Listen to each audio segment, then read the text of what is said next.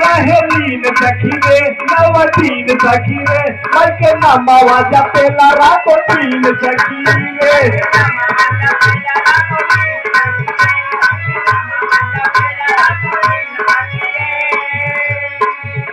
अरे भोरे में मंदिर के खोले केवारी सखी पियावा पुजारी हाय हाय रे सखी पियावा पुजारी।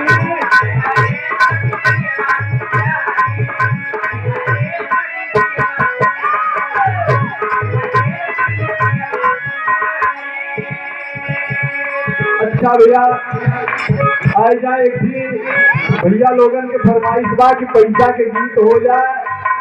हमरे अमित बाप कहे पूत है कपूत मेरा पैसे बिन भाई कहे बड़ा दुखदाई है।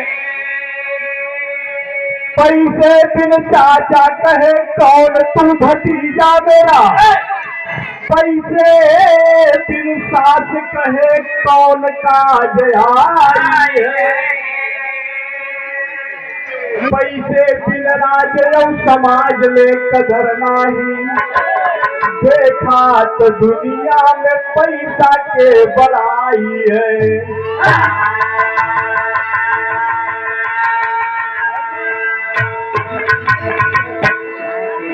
कनवा पकड़ सबही के कैसन नाच नचावत बा कैसा कनवा पकड़ सबही के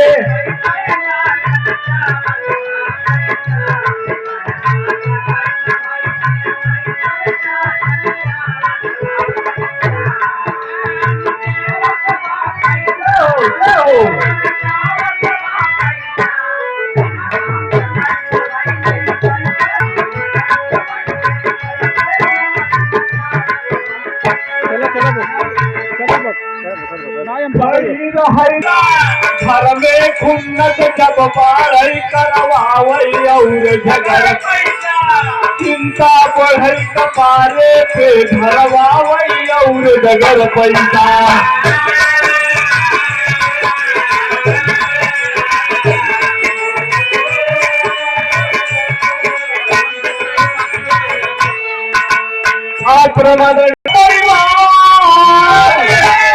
तो पैसा के कुल राज बाजार जगत में बड़े बड़े साधुअन के धनी हुरावत बा भैया जगत में बड़े बड़े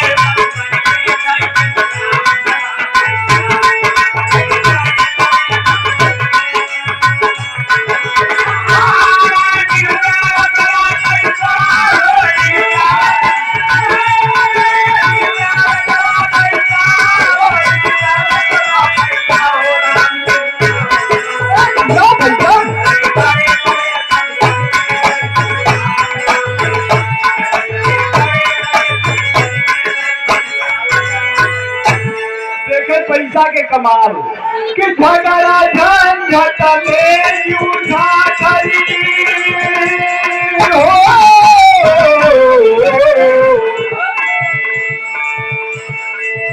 झगड़ा झंझट में उठा करी कारण जाना पैसा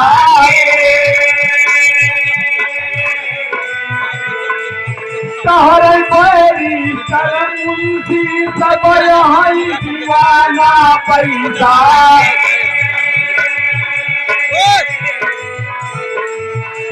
फैसला तबरी रही जब खुलई खजाना पैसा